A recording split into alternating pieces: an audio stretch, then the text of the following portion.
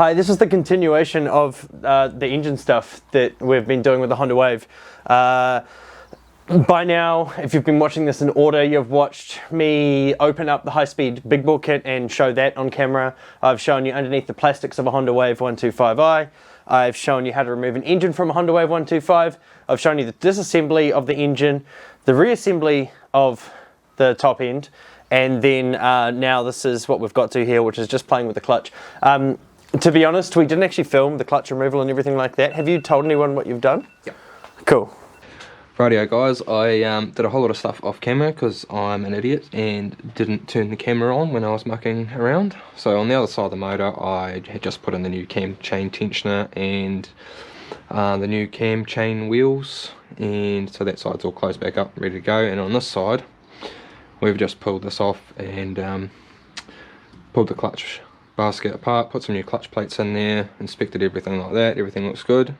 I did check out the little filter screen and the catcher in here as well, and it was full of a lot of gunk. So screen did its job, which is good, and this also did its job, which is good, which just to catch all the crud that goes through the motor. What do we actually have left that we're trying to achieve today? So we have some goals. We're basically just putting this side back together, which we've already done the clutch plates. Yep. Just got to assemble the centrifugal clutch. Yep. And the sediment catcher. Yep. Which does have quite a bit of sediment on there. Here is the engine casing, side right casing, and I don't know if you can really see it, but there's been quite a bit of, there we go, there's been quite a bit of impact damage from stones and the like on this side cover here, which is pretty wild. So I don't have the tool to hold the gears together so I can torque this bolt up properly, so today it's getting the rattle gun treatment. Luckily it does have a washer, a peened over washer on there that holds the nut on from spinning backwards.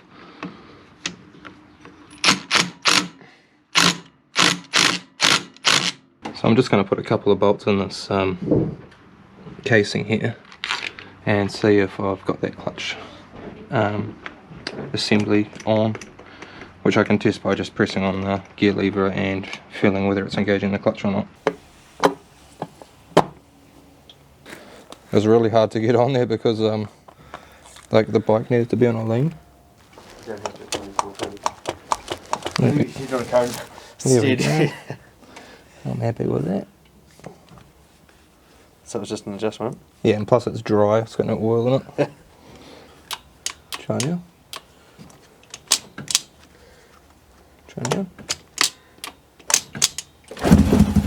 First kick. Definitely a leak on the header. It didn't even die straight away like it used to with the new pipe. It's definitely got a punchier tone. But it's even like it takes some time.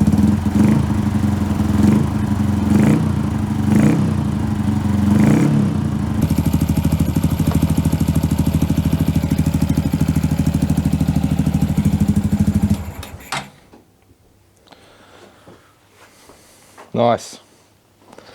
Yeah, it's kind of done well. We've done the things that we wanted to do, which was make this thing run. Yep. It's all been thanks to you, so thanks, man, 100%. We've got a few things left to do. So basically, intake is not okay. We need to sort out an intake of some type. Yep. At the moment, we've just got a trumpet just kind of open. Yep. It's the intake manifold Yep. by itself. So yeah, we've got to connect it back to the airbox basically. Yeah, because we do want to use this on long distance, and just to point of reference, the airbox in the Wave 125 is higher than the CT 125, so all round better, capable off-road bike than the CT 125. Absolutely. Quick plug there. Anyway. We've got to extend the fuel line. Yeah, as you can see, it's coming across where the seat base usually is. We need some longer exhaust studs. Yep, longer exhaust studs, so we can put an exhaust gasket in there, because at the moment we have an air leak there. And we'll probably flush the oil. Yeah. Plug and play is a bit of a lie. Yeah. Yeah. Yep. Yeah. Same with the ECU tunes. If you look on the internet, everyone will tell you to get a DHM or bloody, get a reflashed ECU. And realistically, that's a convenience option.